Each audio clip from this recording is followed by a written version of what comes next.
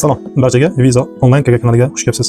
Bugun juda muhim mavzu Qirg'izistonda 3 oylik viza qanday olish, kimga olish va eng muhimi qanday xato qilmaslik kerak haqida gaplashamiz. Oxirigacha tomosha qiling, oxirida siz uchun juda foydali keys aytaman. Avvalo, keling, haqiqatni aytaylik. Biz yurtdoshlarimiz Qirg'izistonda 60 kun yashash imkoniyati haqida ma'lumotga ega, lekin 60 kundan so'ng nima bo'ladi? Bu haqida ko'pchilik haligacha to'liq ma'lumotga ega emas. Hop, birinchisi, agar vizasiz muddat boshlangan bo'lsa, demak siz o'sha birinchi kundan boshlab jarimaga kirasiz. Ikkinchisi, chiqib ketish taqiqi bo'lishi mumkin. Ya'ni siz Qirg'iziston hududidan chiqa olmaysiz. Uchinchisi, keyingi safar chegaradan o'tganda qandaydir zapretlar yoki deportlar bo'lishi mumkin. Ko'p mijozlarimiz eshitganmiz, bilmagan ekanmiz, shunga o'xshash sabablar aytadi. Albatta bu bilmaslik bu yerda ham qonundan aylanib o'tishga yo'l qo'ymaydi. Hop, buni yechimi nima? Buni yechimi oddiy, 3 oylik viza qilish.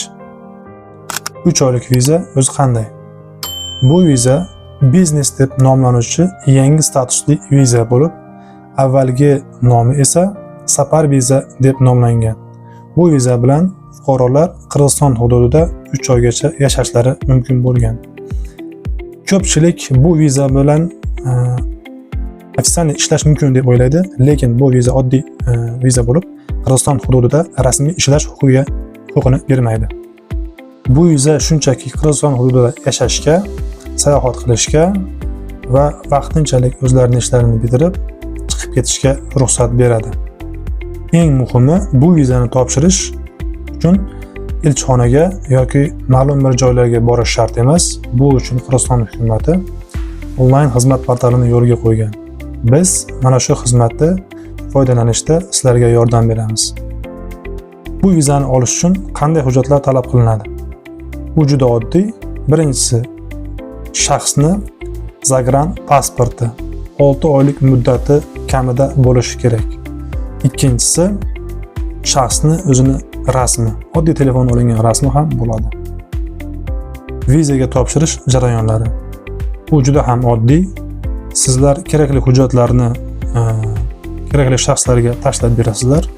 Ular sizlarning hujjatlaringizni rasmiy Qirg'iziston portaliga barcha ma'lumotlarni tekshirgan holda tashlab kirgizib qo'yiladi. Undan so'ng esa muddatlariga va zakaz qilgan tarifga bog'liq 2 kundan 5 kungacha bo'lgan muddatda chiqadi. Ba'zi bayram kunlarida so'ng yoki qandaydir dam olish kunlaridan so'ng sistemada перегружен holatlar bo'lishi mumkin. Bu holatlarda vizaning muddatlari 1-2-3 kunga surilishi mumkin. Agar biz orqali topshirsangiz, bu barcha jarayonlarni kuzatib boramiz. Siz hech narsa qilmaysiz, faqat natijani tayyor olasiz.